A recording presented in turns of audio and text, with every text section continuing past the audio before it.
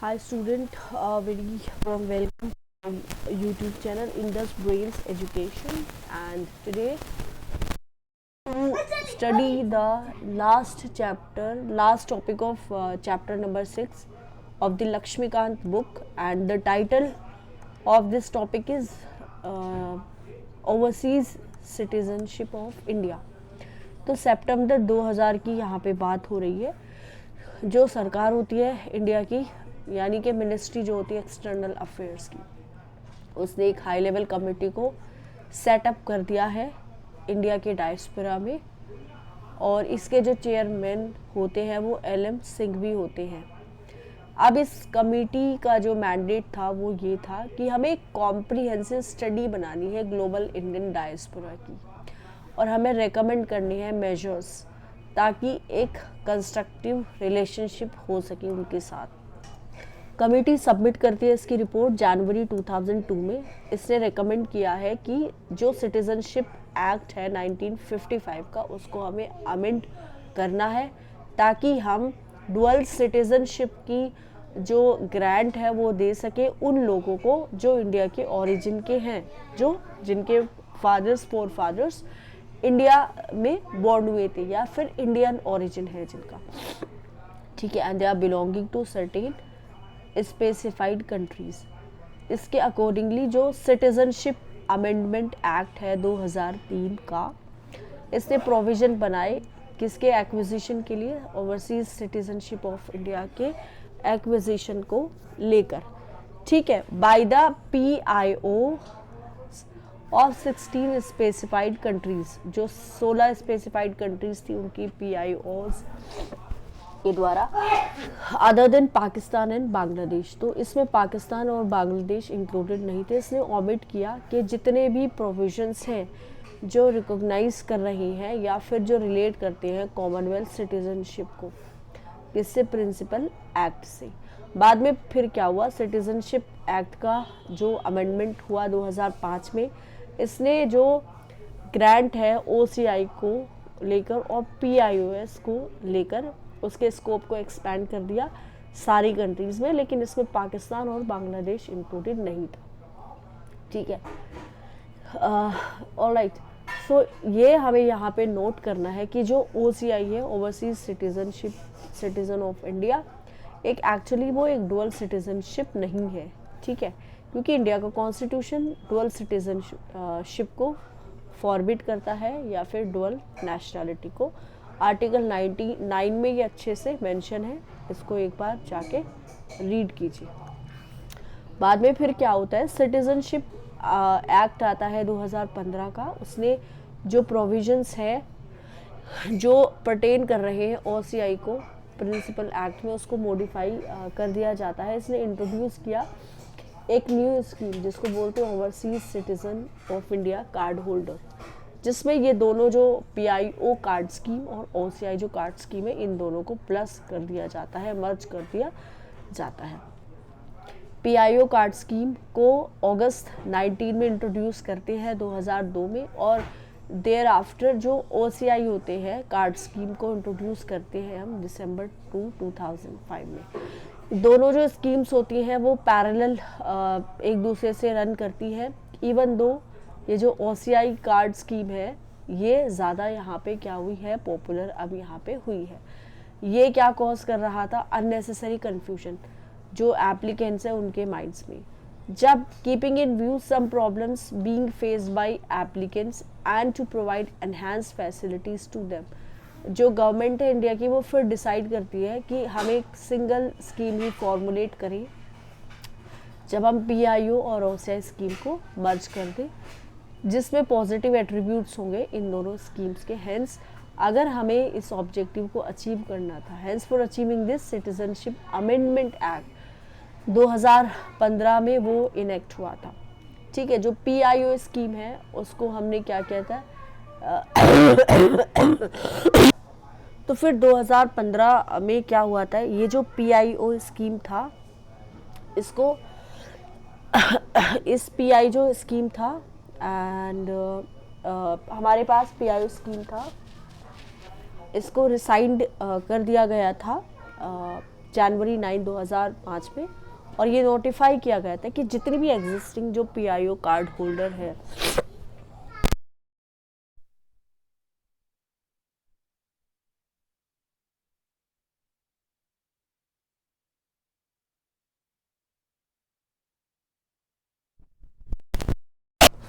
तो फिर इसमें आता है देयर सिटीजनशिप अमेंडमेंट एक्ट 2015 का, जिस जो रिप्लेस कर देता है नॉमेनक्लेचर किसका, ओवरसीज सिटीजन ऑफ इंडिया का, with that of overseas citizen of India card.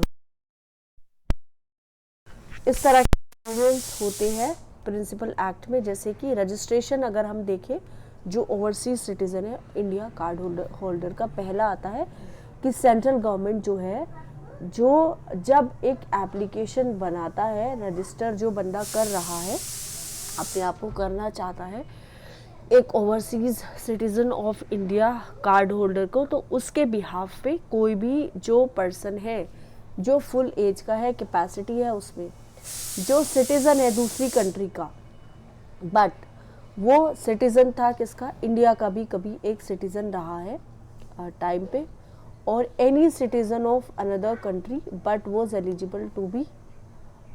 To become citizen of India at the time of commencement of the constitution. तो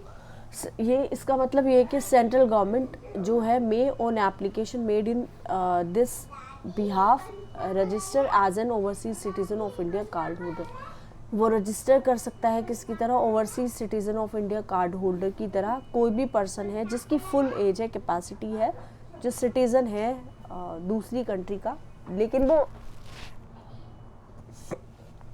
जो सिटीजन है दूसरी कंट्री का लेकिन वो सिटीजन था इंडिया का भी, या फिर any time after the commencement of the constitution, और at any time after the commencement of the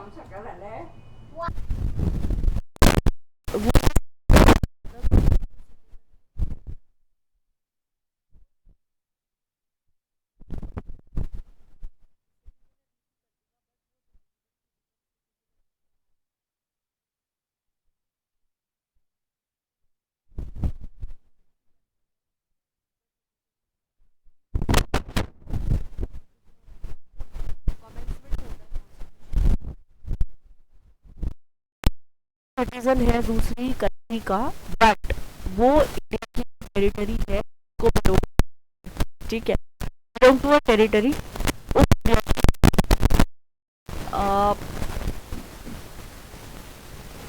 जो 15 अगस्त 1947 के बाद जो है उसका पार्ट में आ जाती है। जो चाइल्ड है या फिर ग्रैंड चाइल्ड है या फिर ग्रेट ग्रैंड चाइल्ड है, इस तरह की टेरिटरी का एक पर्सन है, जो माइनर चाइल्ड है, एक पर्सन जो मेंशन्ड है क्लोज ए में, या फिर एक पर्सन है जो माइनर चाइल्ड है, उनके दोनों जो पेरेंट्स हैं वो सिटीजन है इंडिया का, या फिर एक पेरेंट जो है वो इंडिया का सिटीजन है, या फिर जो स्पाउस है फॉर सिटीजन होल्डर की एक का जो कि क्या है, स्पाउस है, जो कि उसके पास कार्ड है, कार्ड होल्डर है, overseas citizen of India card holder है उसके पास, मैरिज है वो भी registered and continuous period of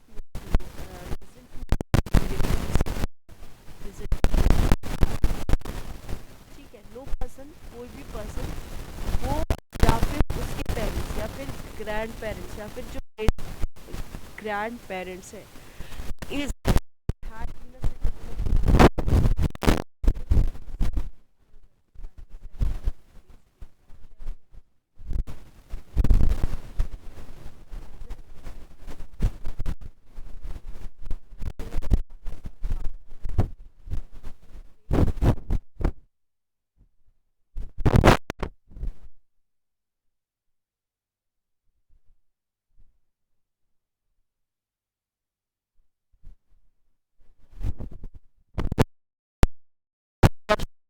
existing person है इंडिया ओरिजिन कार्ड होल्डर की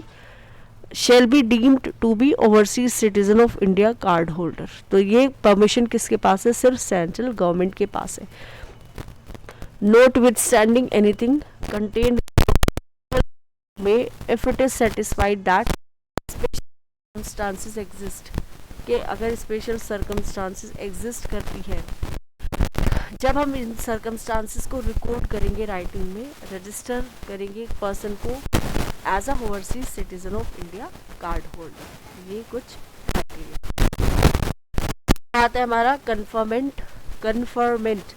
कन्फर्मेंट किसका, conferment of rights on overseas citizen of India card holder. एक ओवरसीज